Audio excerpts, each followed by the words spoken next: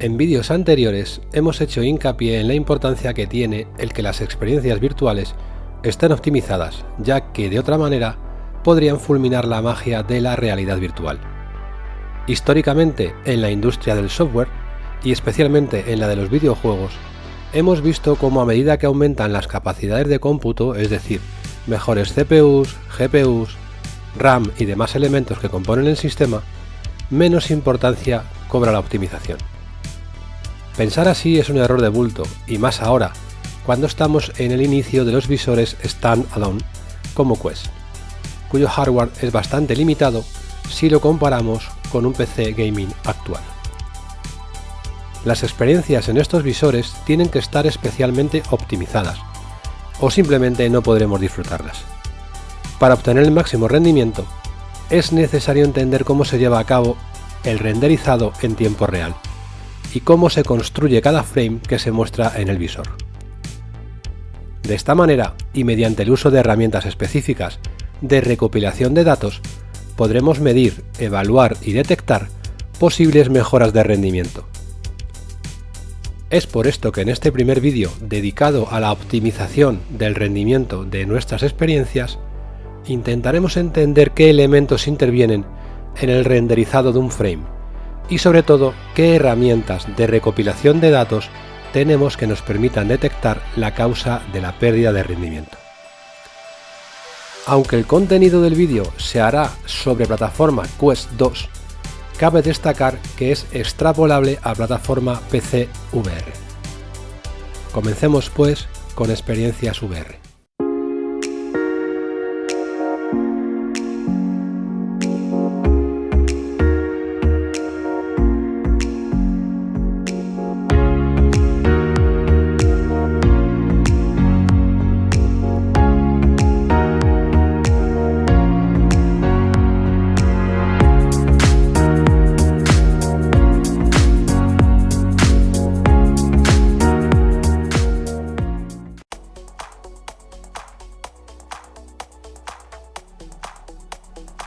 Para hacer la magia de crear imágenes en movimiento y que éstas parezcan reales, necesitamos una tasa de fotogramas por segundo, o frame rate, suficiente como para que nuestro cerebro así lo crea.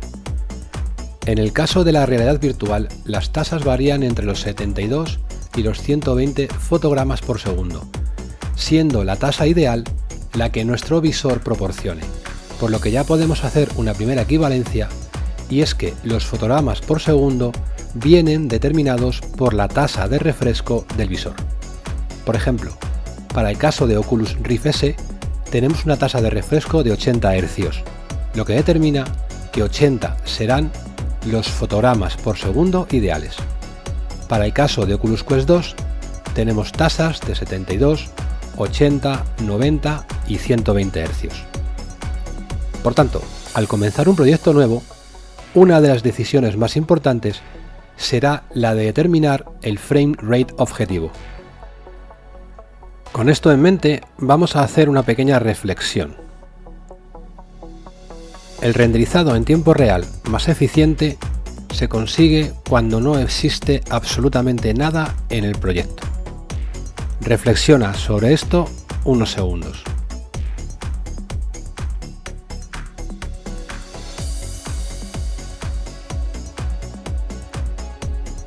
Parece evidente que si no hay nada que renderizar, el rendimiento será máximo.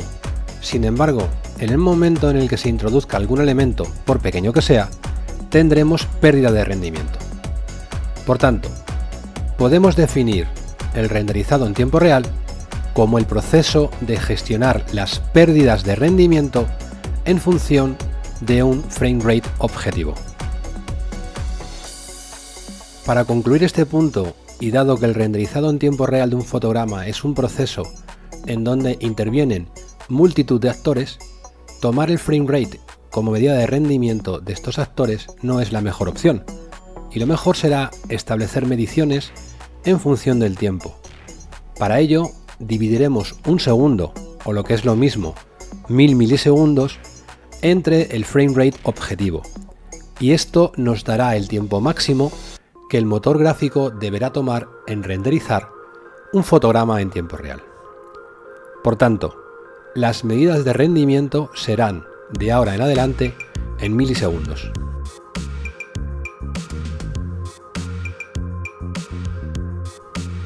Los actores principales que intervienen en el proceso de renderizado son la CPU y la GPU.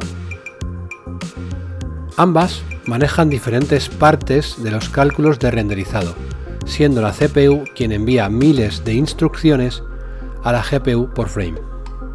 La más básica de estas instrucciones se denomina drawCall o llamada de dibujado.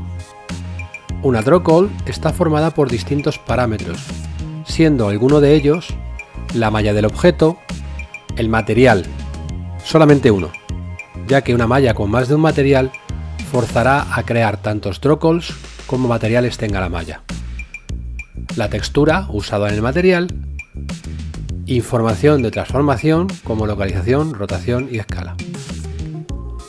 De esta manera, si las drawCalls son complejas, la CPU tendrá que esperar, y si es al contrario, la GPU será quien espere. Por tanto, es fácil intuir que CPU y GPU tienen que estar perfectamente sincronizadas, ya que al ser interdependientes, ambas pueden crear cuellos de botella. Por otra parte, el renderizado es un proceso extremadamente paralelo, en donde intervienen multitud de hilos de renderizado. Los principales hilos son CPU Game, CPU Draw y GPU. Podemos obtener información de rendimiento de cada subproceso con el comando StatUnit. Es importante destacar que este comando debe ser ejecutado en el visor y preferiblemente en una compilación que no sea de depuración. En el caso de visores PC VR, como por ejemplo Oculus Rift S, basta con escribir el comando directamente en la consola.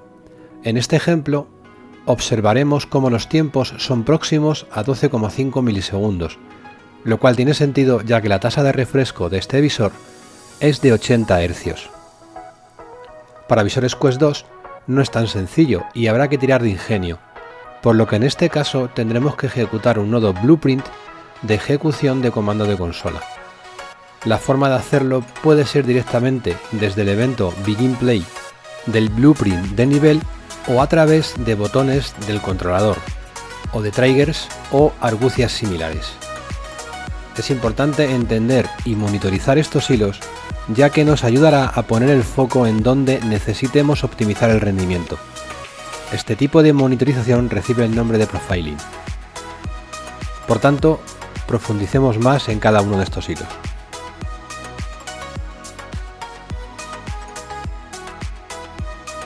Antes de poder renderizar algo, lo primero de todo será conocer dónde se encuentra localizado cada elemento que compone el nivel. Es por esto que en este hilo se calculan todas las transformaciones de los objetos en la escena y su lógica asociada.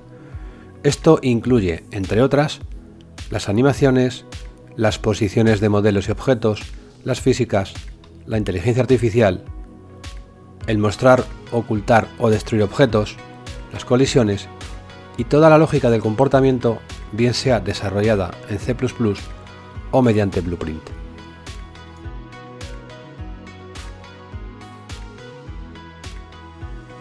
Ahora que se conocen los datos de localización de cada objeto, este hilo calculará qué incluir en el renderizado del frame.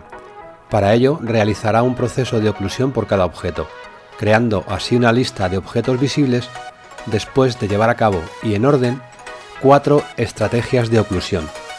Algunas de ellas se realizan de manera automática por el motor y otras deben ser configuradas manualmente. Estas estrategias son: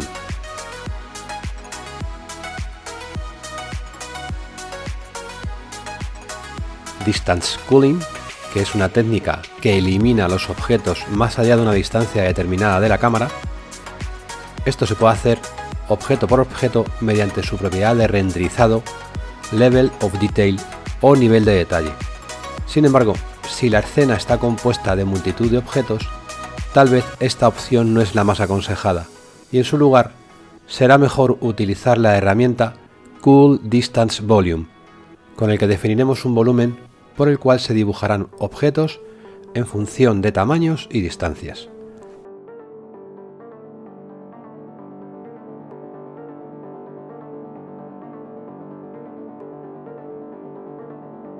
En este ejemplo podemos ver cómo objetos con un tamaño cercano a 100 unidades se ocultarán a distancias cercanas y superiores a 500 unidades. Esto ocurre con el cubo de la izquierda, el más pequeño. De manera similar se comporta con el resto de cubos en función de la configuración elegida. Este tipo de volúmenes es muy útil en grandes entornos exteriores.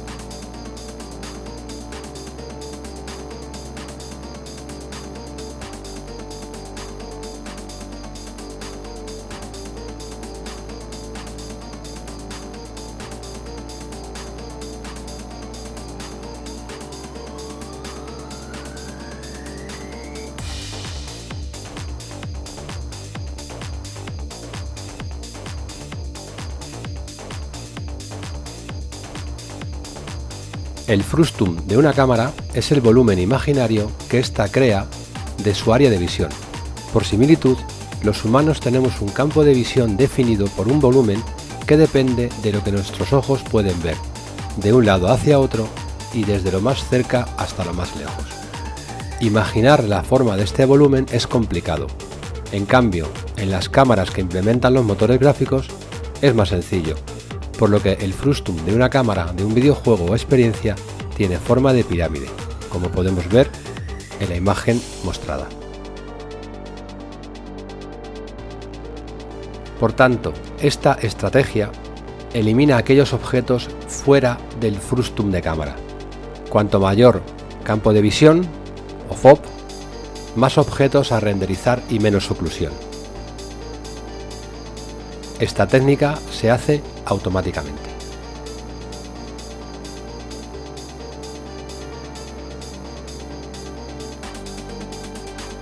La visibilidad precalculada es una técnica compleja por la cual se divide la escena en una rejilla tridimensional y donde en cada celda se almacena el estado de visibilidad de los objetos estáticos. Es por esto que se puede conocer qué objetos están ocluidos por otros en función del ángulo y posición de la cámara. Esta estrategia funciona bien para niveles pequeños y medianos, siendo ideal para dispositivos móviles y hardware de gama baja, ya que se reduce el tiempo de procesamiento del hilo, normalmente ocupado por consultas de oclusión, a costa de aumentar el uso de la memoria principal en tiempo de ejecución. Teniendo esto en cuenta, se recomienda su aplicación solo en áreas accesibles por la cámara.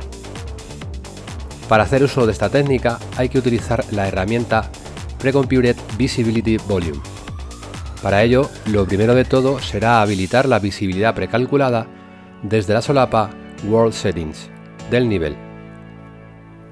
Ahora situamos un volumen de visibilidad precalculada y lo escalamos para que ocupe áreas accesibles para la cámara y no con un solo volumen que abarque todo. De esta forma no se almacenará ni se cargarán datos de visibilidad en tiempo de ejecución, que nunca se utilizarán. Antes de iniciar la visibilidad precalculada, primero se deberá construir la iluminación. Desde el menú Show Visualize Precomputed Visibility Cells mostraremos las celdas de visibilidad.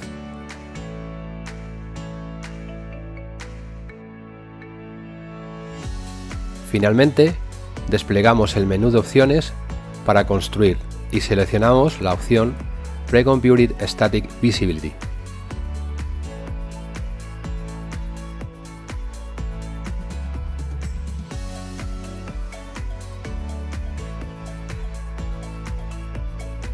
Ahora, cada celda que atravesamos con el jugador o cámara recordará qué objetos tienen visibilidad y cuáles no, y por consiguiente qué renderizar y qué no. En este caso, los barriles y cajas que hay detrás del muro no se renderizarán al estar ocluido por el muro.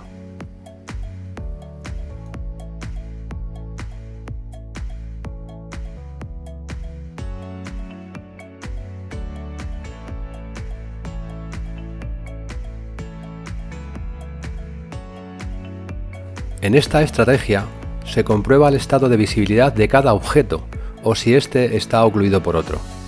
Aunque se hace mayoritariamente en CPU, también hay algunas partes gestionadas por la GPU. Para entender mejor esta estrategia usaremos el comando Freezed Rendering, el cual congelará un frame y mostrará qué objetos se renderizarán. De esta manera podremos ver conceptualmente cómo han sido excluidos la mayoría de objetos de la escena, ya que en ese preciso instante la cercanía de la cámara con la estatua ocluía el resto de elementos de la escena, lo que supone un tremendo ahorro en el proceso de renderizado en tiempo real de cada frame. Esta técnica de culling se hace automáticamente.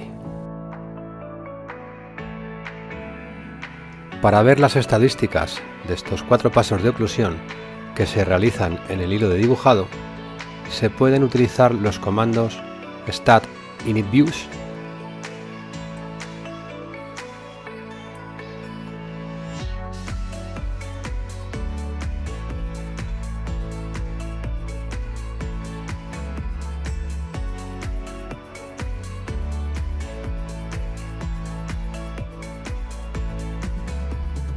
y stat memory.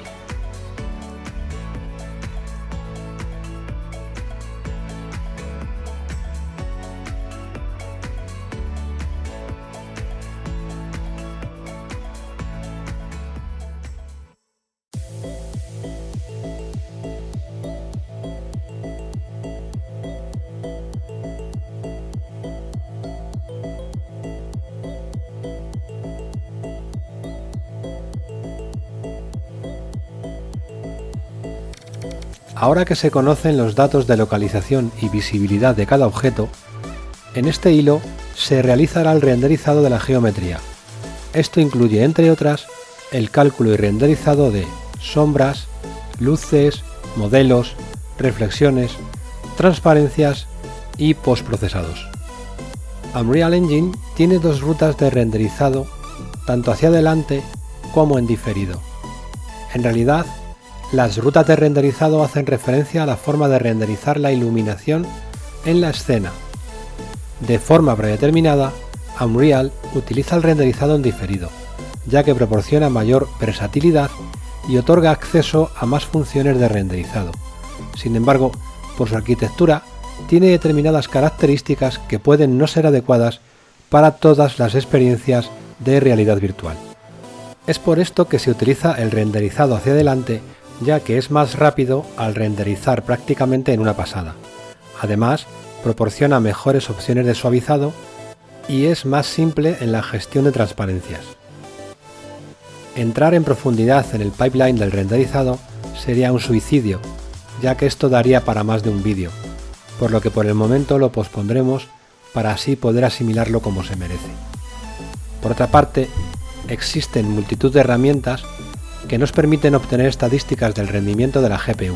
Sin embargo, nos centraremos en una particularmente, llamada RenderDoc, que es un depurador de gráficos que permite capturas rápidas, sencillas y detalladas de un frame, de cualquier aplicación que utilice Vulkan, Direct3D y OpenGL. Para utilizar esta herramienta, basta con descargarla de su web e instalarla al más puro estilo Windows.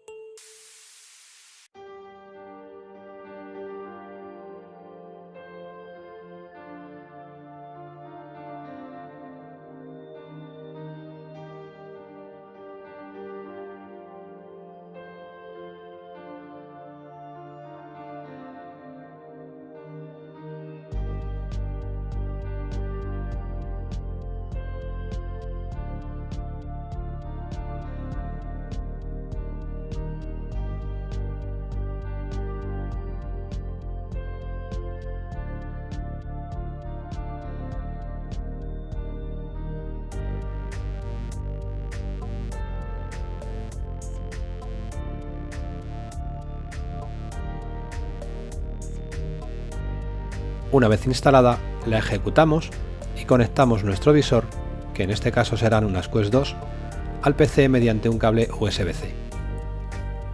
Pulsamos el botón inferior izquierdo para seleccionar Oculus Quest 2 y la primera vez se instalarán 2 APKs, una de 32 bits y otra de 64. Si todo ha ido bien, RenderDoc mostrará un texto informándonos de que el servidor remoto está listo.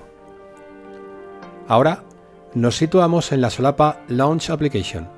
Seleccionamos la experiencia que hemos construido con Unreal Engine y pulsamos el botón de Launch.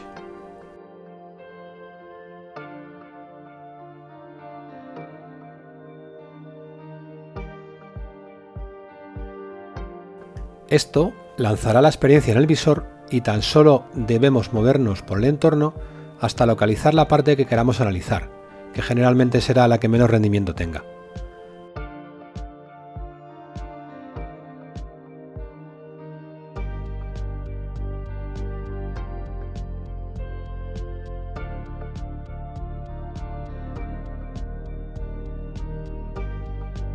Ahora, tan solo debemos pulsar el botón de captura de frame.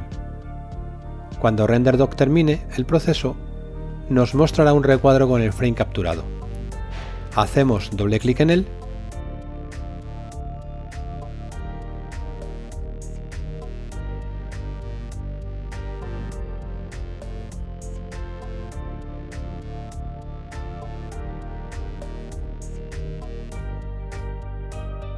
y tras unos segundos se mostrará toda la información capturada en el Event Browser.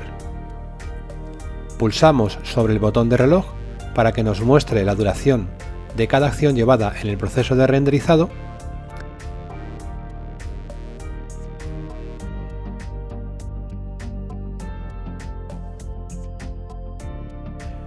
De esta manera podremos movernos para ir localizando qué acciones consumen más tiempo.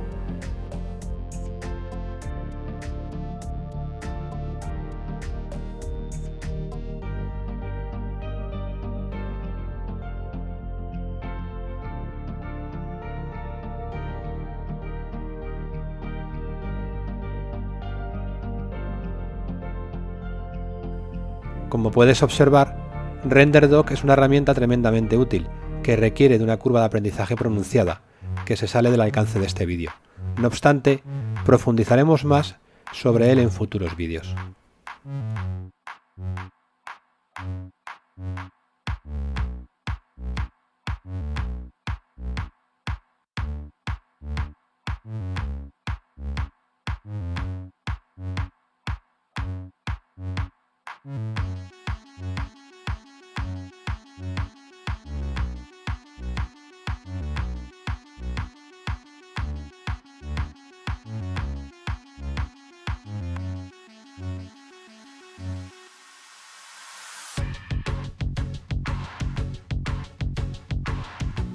Hay una herramienta que por su simplicidad no queremos dejar pasar, y es OVR Metrics Tools.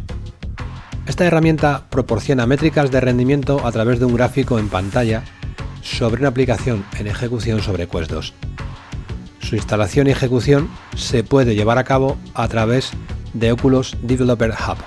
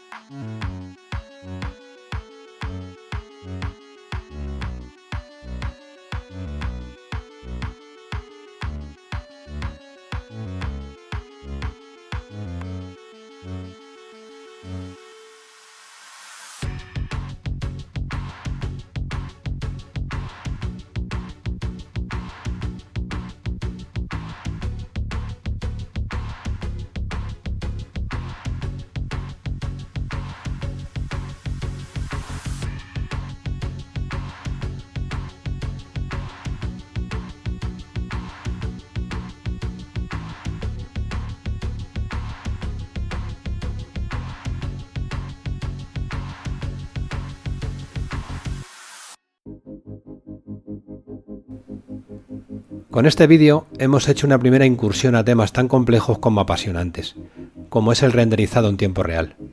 Hemos aprendido a cómo determinar qué hilo puede ser el causante de un cuello de botella. hemos visto algunas herramientas que nos permitirán detectar con precisión qué produce la pérdida de rendimiento e incluso hemos visto algunas técnicas de optimización de manera superficial. Con todo ello, ya no tenemos excusa para al menos intentar que nuestras experiencias sean lo más óptimas posible. Si has llegado hasta aquí, habrás podido comprobar lo cautivador que es conocer en moderada profundidad la magia del renderizado en tiempo real. Y es evidente que aún nos queda muchísimo recorrido, lo cual siempre es una motivación que abordaremos como se merece. Para finalizar, si te ha gustado el vídeo y quieres apoyar a este canal, suscríbete, activa la campana, dale un buen like, deja algún comentario y por supuesto comparte. Hasta el próximo vídeo.